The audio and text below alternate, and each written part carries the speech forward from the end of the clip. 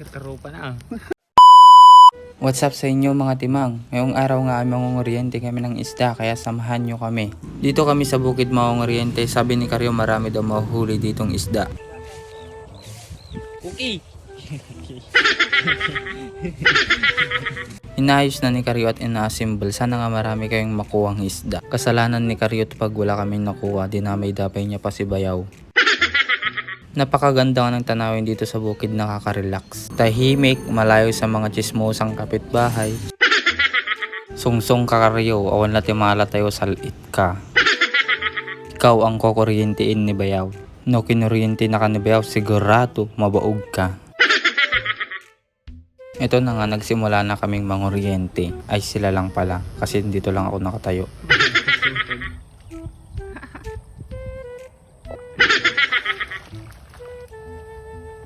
Ito yung unang huli namin.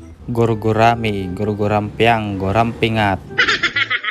Masarap po yan lalo na pag prito, yung toasted, yung sobrang crispy. Wag lang sunog kasi uling na yung kinakain mo pag ganun. Nagsaya ni Karya o ajay pala nalala na ka nagragsakan. Sapay talo tayo gugudwa niya ajay nga bagi yung kaliskis, bagi misiit, bagi klaman. Pangalawang huli, kiwot. Katarupa na.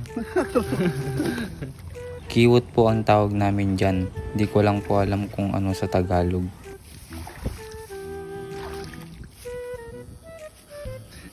Pangatlong huli, janitor fish. Nakakain daw po yan kaso nga lang mahirap daw po linisan, nakakalason daw. Pero pag si Karyo yung kakain doon okay lang, hindi po siya tinatablan kahit venom pa yan.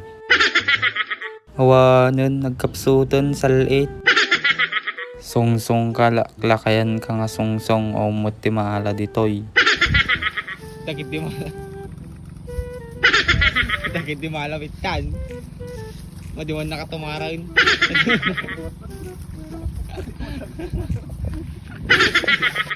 Sige, ali, awan lagarod ti malalan ka, di ba ilagawin? Nala, madida kay tagpanawa. Sige, diritsaw. Napitpitak tayo, awampay ti may sa kilo nga nakuryente tayo. Pasubli na nga sila, awan na ala, kakahasi mo na paay. Agawid manan ni Karyon ngagmang mangitan, napitpitak manan, paguntandan tumanan. Salit, nagbanog ti awan, laang gagapo na. O Karyo, huwag mo nang ipilit.